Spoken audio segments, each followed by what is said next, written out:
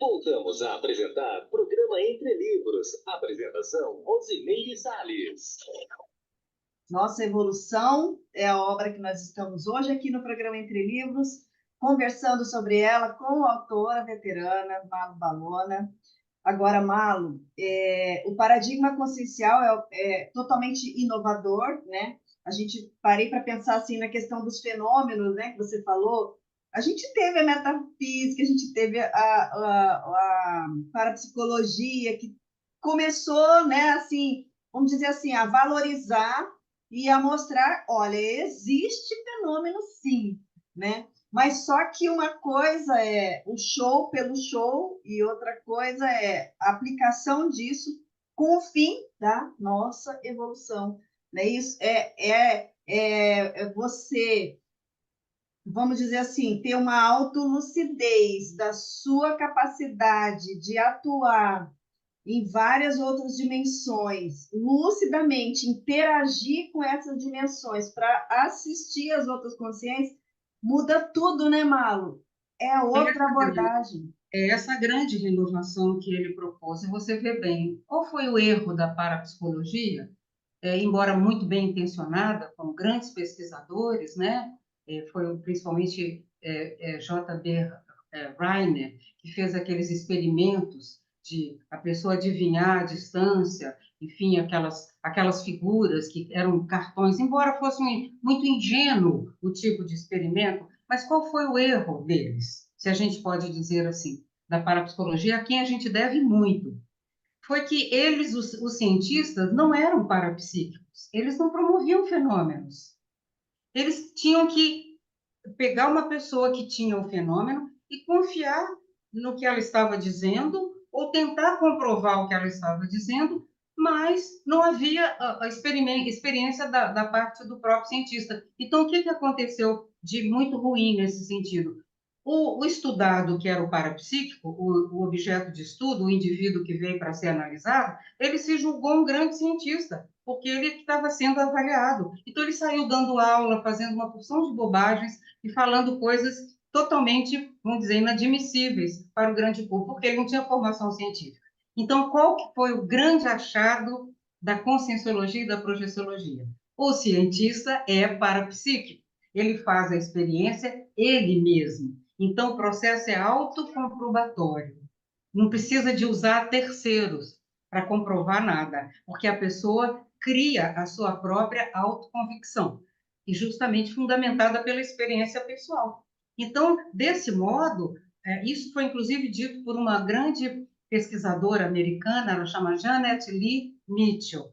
Ela publicou diversos livros sobre fenômenos parapsíquicos, mas principalmente sobre a projeção consciente. Ela disse ao professor Valdo: olha, Valdo, você foi muito inteligente quando você criou uma escola parapsíquica, para que as pessoas estudassem, pudessem se tornar pesquisadoras, quem não era, na ciência convencional, ou que não era pesquisador, e que a pessoa pudesse se tornar um cientista a partir do próprio parapsiquismo. Ele inverteu tudo. Ele inverteu o que a parapsicologia fez.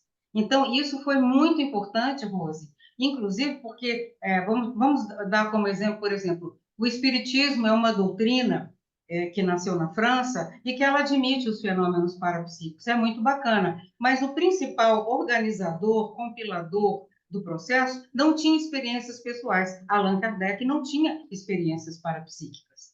Ele não tinha projeção, ele não tinha clarividência, ele também tinha que confiar no relato de terceiros.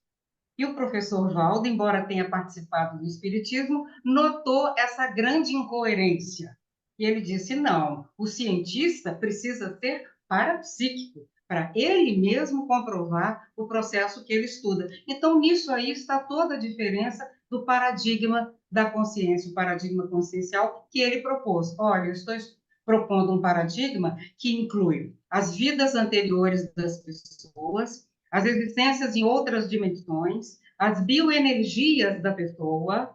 Então, ele já propôs opções muito diferentes. A pessoa tem várias vidas, em várias dimensões. ela tem a bioenergia, e ela sai do corpo para propor e conhecer tudo isso. Então, ela tem todos os instrumentos nela mesma para estudar a projeção consciente. Por isso que ele propôs primeiro a projeciologia, que estuda o fenômeno da projeção consciente.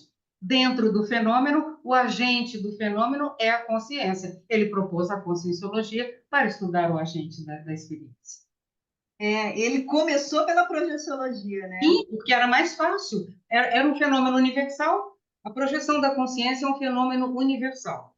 Praticamente todas as civilizações apontam a existência desse fenômeno. E depois, nos últimos, vamos dizer, no último século, nós tivemos, desde o século passado, nós tivemos uma infinidade de experimentos, inclusive científicos tradicionais, oficiais, etc., que comprovavam a existência da consciência fora do corpo. Hoje, há muito mais indícios da existência da consciência fora do corpo do que dentro do corpo. Então, é muito importante a gente saber disso, porque já procuraram no cérebro, em tudo quanto é lugar, e não encontraram nem um pedacinho de consciência lá dentro. E nos fenômenos parapsíquicos, ela aparece em grande estilo. Então, é preciso que, quando há muitos indícios apontando a existência de um fenômeno, não adianta negar o fenômeno, ele irrompe. Então, é preciso uma ciência para estudar o fenômeno.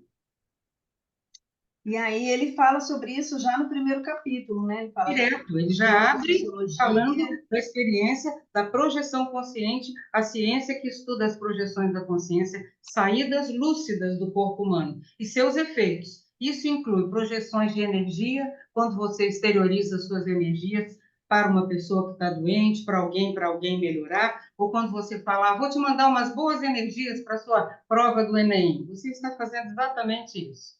E além dos limites do que a gente tem aqui nessa vida humana. Então, qualquer pessoa pode sair do corpo humano com lucidez. Basta querer, com vontade firme, empregando as técnicas necessárias.